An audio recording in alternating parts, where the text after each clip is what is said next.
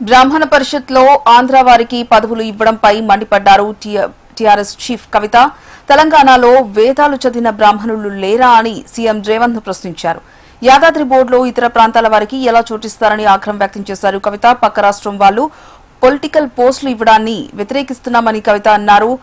ఏ రేవంత్ అంటే అనుముల రేవంత్ కాదు, ఆంధ్ర రేవంత్ అని ఎద్దేవా చేశారు.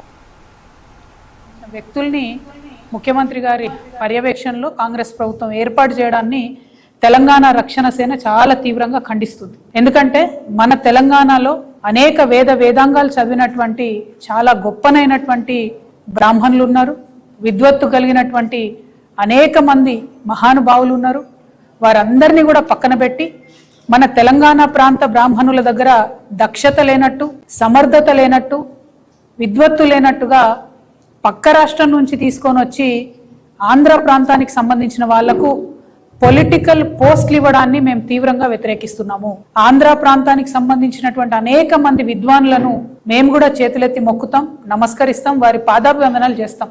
చాగంటి కోటేశ్వరరావు గారి గొంతు వినబడనటువంటి తెలంగాణ ఇల్లు ఉండదంటే అత్యోశక్తి కాదు.